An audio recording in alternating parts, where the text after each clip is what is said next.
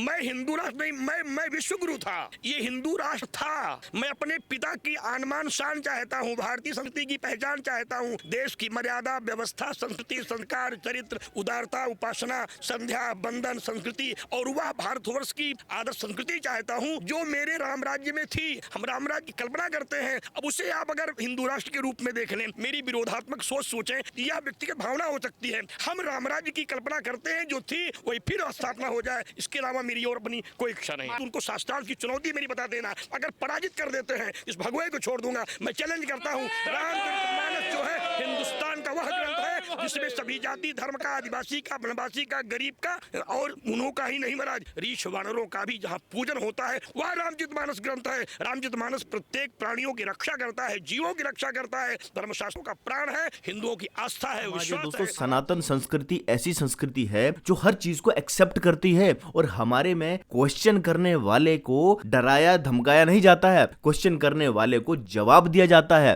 और अभी रामचरितमानस की भी प्रतियां फाड़ी गई। अब ये लोग समझते हैं कि अगर रामचरितमानस को ये टारगेट करेंगे तो इससे सनातन समाज टूट जाएगा। समाज को तोड़ने की ये जो साजिश है वो कई वर्षों से, कई सदियों से चल रही है और आगे भी शायद चलती रहेगी, लेकिन हमें एकजुट रहना है। ये वीडियो में हम सुन लेते हैं रुद्राक्ष वाले बाबा जी को, और ये वीडियो मैं लेके आया हूं द मनमौजी यूट्यूब चैनल से। तो वीडियो लगाता हूं मैं स्क्रीन पर, पहले सुन लेते हैं इन बाबा जी को। वीडियो डिटेल में देखिएगा दोस्तों, वीडियो के एंड में मैं अपने व्यू बताऊंगा। मैंने बहुत सारे पॉइंट लिखे हैं। अगर आप अपने चैनल को सब्सक्राइब नहीं करा है और आप पहली बार मेरे चैनल को देख रहे हैं तो चैनल को सब्सक्राइब जरूर कर लीजिए।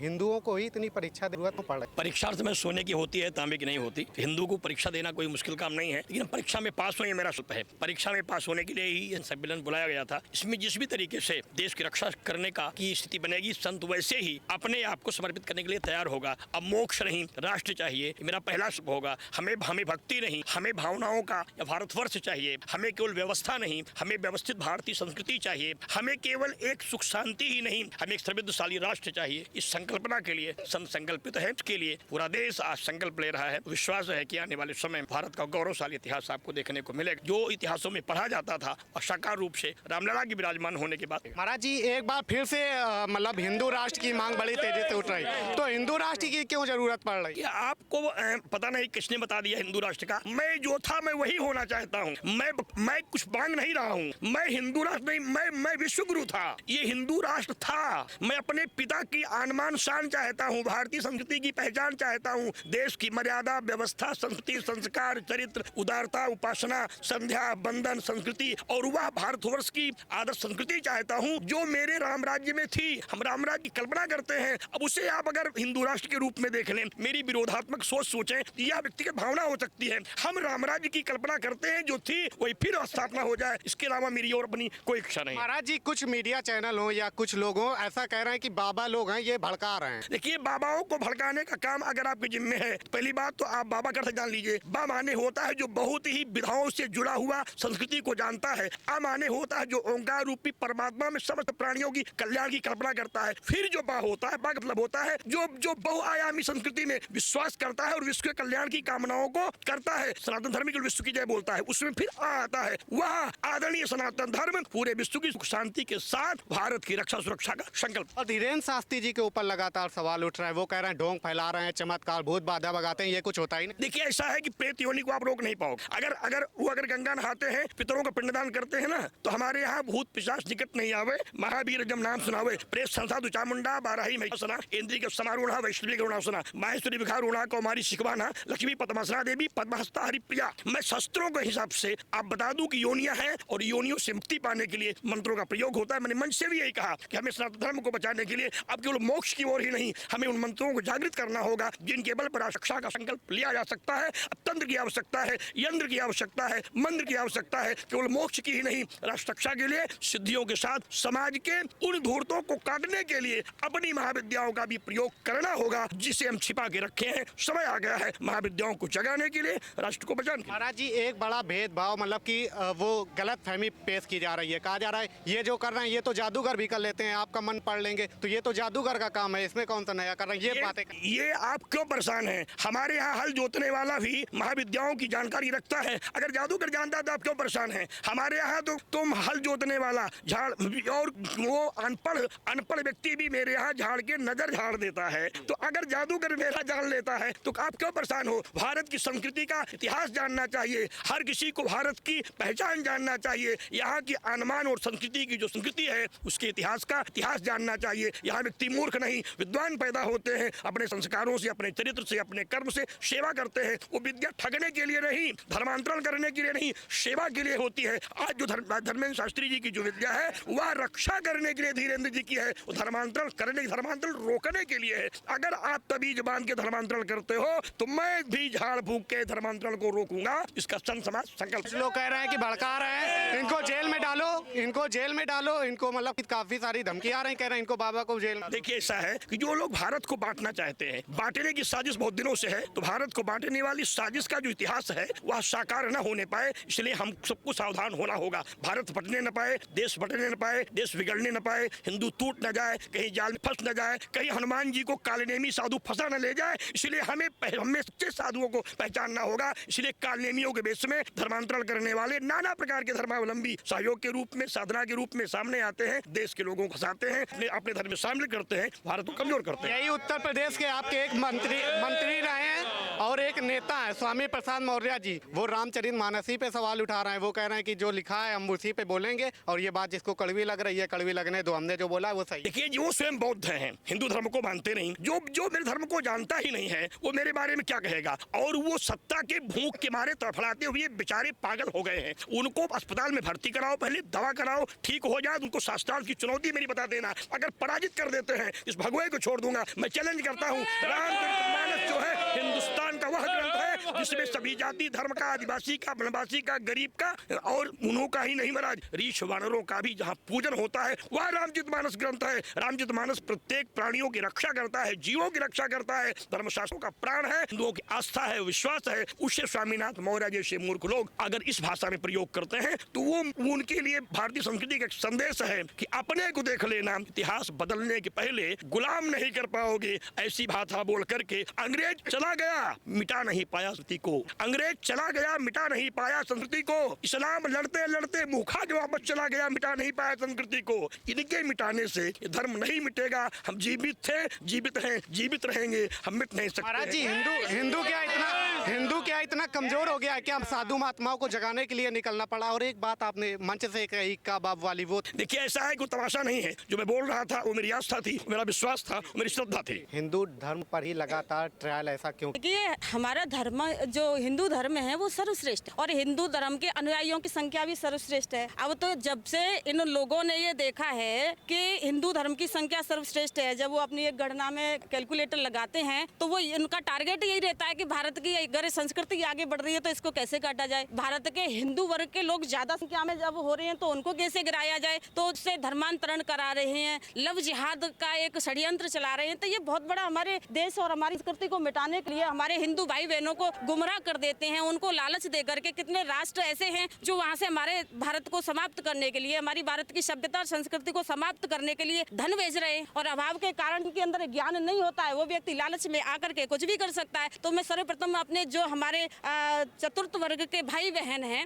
और वो ऐसा मानते हैं कि हमारे ब्राह्मण, क्षत्रिय और वैश्य हमारा सम्मान नहीं करते, हमें प्रेम नहीं करते। इस बात को मैं कहती हूँ हमारा साधु समाज हमारी सर्व जाति प्रेम करता है। उनके मन में ये बात पैदा कर दी गई है इन्हीं विधर्मियों के द्वारा कि तुम्हारा कोई सम्मान नहीं है, तुम्हारे तो कोई स्थान नहीं है, तुम लोगों को साथ में बिठाया नहीं जाता, तुम लोगों की कोई पहचान नहीं बची है। हमारे उन भाई बहनों से ही हमारे जो 3 वर्ग के लोग हैं उनकी पहचान, क्योंकि वो सेवा का काम कर रहे हैं। अगर वो लोग सेवा का काम न करेंगे तो ब्राह्मण अपनी जगह ब्राह्मण कैसे कहलाएगा, क्षत्रिय अपनी जगह क्षत्रिय कैसे कहलाएगा। तो वो तो सबसे पहले प्रेम करने के योग, वो हमारी किसी गिरी हुई जाति में नहीं है, वो श्रेष्ठ जाति में है। लगातार एक बागेश्वर धाम का मामला उठाया जा रहा है टीवी पर, कहा जा रहा है कि वो मतलब ढोंग कर रहे रहे हैं और नाटकबाजी कर रहे हैं उनको जेल में डाला जाना। ये तो हमारे संतों पे कब से कसावनी किया गया। हमारे तुलसीदास बाबा को भी जेल में डाला गया था उस समय जब मुस्लिम प्रशासन था। मुस्लिम प्रशासन ने हमारे के सारे साधु संतों को कैद में डाल दिया गया। तो ये स्वाभाविक सी बात है। तब तो हम लोग इतिहास में पढ़ के ये देखते थे कि जब हमारे संतों के साथ ऐसा हुआ,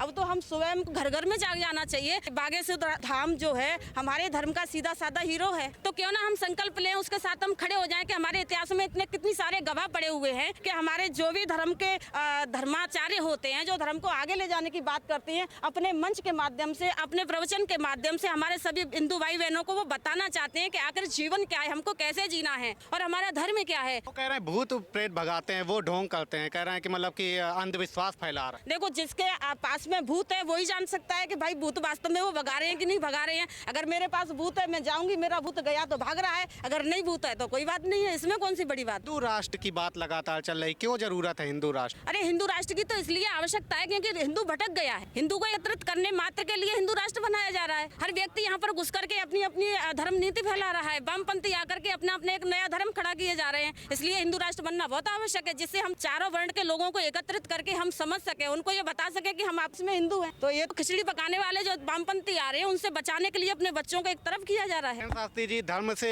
मतलब कि धर्म वापसी भी करा रहे हैं, तो कह रहे हैं कि अब बताइए ये सब एजेंडा चला। ये तो उनकी वाणी का प्रभाव है। अगर मैं सभी से कहूँ कि आप सब मेरे भाई बहन हैं, तो स्वभाव की मुझसे प्रेम करेंगे, उस दृष्टि से देखेंगे, ये मेरे अपने हो जाएंगे। तो उनकी वाणी का प्रभाव है। अगर वो सबको अपना बना रहे हैं, उनकी वाणी धर्म परिवर्तन हो रहा है, हमारे भटके हुए हिंदू अपने घर वापस आ रहे हैं, ये तो बहुत अच्छी बात है। मैं तो धीरेन्द्र शास्त्री को बहुत बहुत धन्यवाद देती हूँ और पूरे हिंदू राष्ट्र से, पूरे सनातन बहन भाइयों से मैं ये निवेदन भी करती हूँ और उनसे ये कहना भी चाहती हूँ कि आप सभी आज हमारे बागेश्वर धाम साथ देने की आवश्यकता है। हम सब उनके साथ। आप अभी से हिंदू राष्ट्र बोल। अरे हिंदू राष्ट्र तो है ही, हमारे बच्चे बहक गए हैं, इनको समझाना पड़ रहा है इसके माध्यम से। हिंदू राष्ट्र है ये क्या? ये क्या लग रहा है, मतलब क्या सनातन धर्म में सचमुच शक्तियाँ होती हैं? आप किससे चल रहे हो? आपके अंदर कौन है बताओगे आप? हमारे अंदर शक्ति है तभी तो हम चल रहे हैं। शक्ति के बिना यहाँ क्या है? शक्ति के बिना यहाँ कुछ भी नहीं है। तेरी कृपा के बिना हे प्रभु मंगल मूल, पत्ता तक हिलता नहीं, खिले न कोई फूल। वो सब तो जादूगर भी करके दिखा देते हैं। जादूगर तो मुसलमान लोग कितना सारा जादू सीख जाते हैं, लेकिन संतों की बराबरी थोड़ी कर पाते हैं। आपने तो देखे होंगे, वो कभी आम का पौधा बना देते हैं, कभी बच्चे को मार देते हैं, कभी जिंदा कर देते हैं, कभी पेड़ बना देते हैं। तो वो तो पेट का धंधा बनाने के लिए चमत्कार करते हैं। हमारे साधु संत तो कितने अपनी शक्तियों के प्रयोग से क्या क्या कर रहे हैं। यज्ञों के माध्यम से बारिश होती, तो ये चमत्कार नहीं है तो क्या? वो भी पैसा कमा रहे हैं, मतलब बड़ी बड़ी गाड़ियों से तो पैसे से धर्म होता है, ये तो सही बात है। अर्थ से ही धर्म संभव है, बिना अर्थ के धर्म हो जाएगा? अगर तुम 4 लोगों को भोजन कराना चाहो और तुम्हारे पास पैसा नहीं है तो घास खिलाओगे? तो अर्थ से तो धर्म होता ही है। हिंदू राष्ट्र का हाँ, मैं हिंदू हूँ तो करूंगी। तो यहाँ पर साध्वी जी ने बहुत ही बढ़िया तरीके से बताया कि जो चातुर्वर्ण हैं वो वर्ण कर्म से होते हैं। जो इन्होंने बताया कि हमारा देश जो है वो पहले से हिंदू राष्ट्र ही था, अभी भी हिंदू राष्ट्र ही है। कहते हैं नाम लिख देने से कुछ नहीं होता, अगर कागज के टुकड़े पर मोहर नहीं लगेगी तो क्या तारा पाकिस्तान नहीं जाएगा? तो सेम वैसे ही अगर संविधान में या हमारे देश के कॉन्स्टिट्यूशन में अगर हिंदू राष्ट्र नहीं लिखा है तो क्या ये हिंदू राष्ट्र नहीं है? सब हिंदू ही थे, जो था वही बनेगा, जो था वही बनेगा। लोग मजहबों में, पंथों में, संप्रदायों में बट गए हैं और उस बटे हुए लोगों को जो है वो ये बताना है कि आपका जो मेन धर्म है वो एक ही है जो सनातन है। आप अगर अपना रास्ता भटक गए हो मजहबों पंथों में तो वो रास्ते पर आप आ जाओ, इसको घर वापसी बोला जाता है। धर्म इंसानियत का एक ही है और वो है सनातन धर्म। चातुर्वर्ण्य मया सृष्टा गुण कर्मणा विभागश। इस श्लोक को अगर आप ध्यान से पढ़ोगे तो इसमें लिखा हुआ है कि चातुर्वर्ण जो है वो गुण और कर्म के आधार पर ही विभाजित हैं, जिसमें किसी भी वर्ण का कोई भी छोटा या बड़ा महत्व नहीं है। जितना महत्व शूद्रों का समाज में है उतना ही महत्व क्षत्रियों का है, जितना क्षत्रियों का है उतना ही अपने बिजनेसमैन वर्ग का है, और जितना बिजनेसमैन वर्ग का महत्व है उतना ही हमारे ज्ञानी लोगों का है, जिनको आप ब्राह्मण कहते हैं। तो ब्राह्मण वो है जो ज्ञानी है, क्षत्रिय जो अपनी देश की सेवा करता है, और बिजनेसमैन वैश्य जो बिजनेस करता है और बिजनेस को सपोर्ट करता है अपना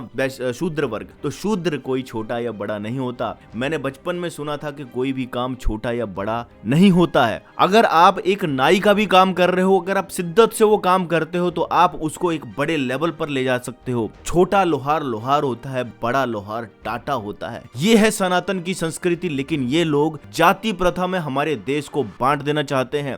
ये चाहते हैं हमारा देश जातियों में बट जाए और ये नौमी फेल नेता ये रामचरितमानस जैसे ग्रंथ की व्याख्या करते हैं और वहां पर अगर समुद्र देव ने कोई बात कह दी तो कहते हैं ये तो सबके ऊपर एप्लीकेबल है, हम तो वो बात मानेंगे जो राम जी ने कही। जैसा कि इन रुद्राक्ष वाले बाबा ने भी कहा कि रामायण तो वो ग्रंथ है जहां पर इंसानों का ही नहीं जानवरों और जीवों का भी महत्व था। राम जी की जब सेना चली थी उस सेना में भालू भी थे, बंदर भी थे और मैंने तो ये भी सुना था कि छोटे छोटे जीव गिलहरी जैसे जीव भी उस राम सेना में राम के साथ थे। तो राम ने जब इंसानों और जानवरों में फर्क नहीं किया तो राम जी इंसानों में ही क्या जातियां बनाएंगे? ये इनके दिमाग की जो गलत चीज है, ये अपने दिमाग की जो सोच है उसको समाज के ऊपर अप्लाई करना चाहते हैं ये नौमी फेल नेता। तो इन नौमी फेल नेताओं की आप बात सुनोगे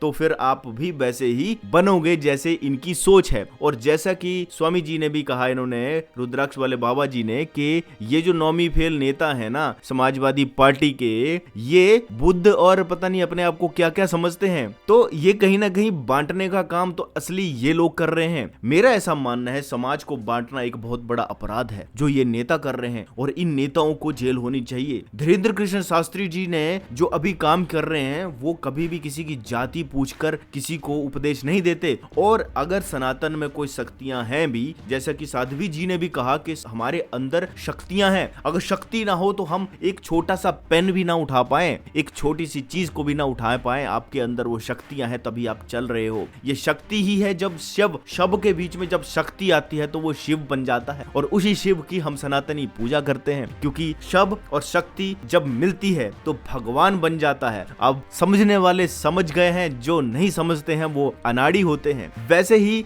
अब मैं एक और पॉइंट यहाँ पर रखना चाहूंगा जो बहुत ही इंपॉर्टेंट है, जो इस सारे वीडियो के निष्कर्ष से निकल के आया है कि जो राम भद्राचार्य हैं, जो धीरेन्द्र कृष्ण शास्त्री जी के गुरुजी हैं, तो राम भद्राचार्य जी जो संस्कृत में गोल्ड मेडलिस्ट हैं, बचपन से ही उनकी आंखें नहीं थी और 1974 में उन्हें संस्कृत में गोल्ड मेडल मिला। और आज जो राम मंदिर बनने जा रहा है वो भी इन राम भद्राचार्य जी के प्रयासों से ही बनने जा रहा है, क्योंकि इन्होंने ऐसे ऐसे प्रमाण दिए थे अथर्ववेद से, जिससे ये साबित कर दिया कि जो राम का जो स्थान है, जन्म स्थान, वो अयोध्या में ही है। उन्होंने 448 प्रमाण दिए थे। तो आंखें नहीं होने के बावजूद भी इनको रामायण, वेद, पुराण कंठस्थ हैं, कंठस्थ याद है। आपकी जो योग्यता है उसके ऊपर क्वेश्चन नहीं कर सकते, क्योंकि वो संस्कृत के विद्वान है और मैं संस्कृत के विद्वान जो है उनकी बात मानूंगा। किसी नौमी फेल बौद्ध भिक्षु जो अपने आप को कहता है उसकी नहीं मानूंगा। ना तो वो बौद्ध है ना ही वो भिक्षु हैं, क्योंकि बौद्ध भिक्षु कभी भी किसी का आलोचना नहीं करता।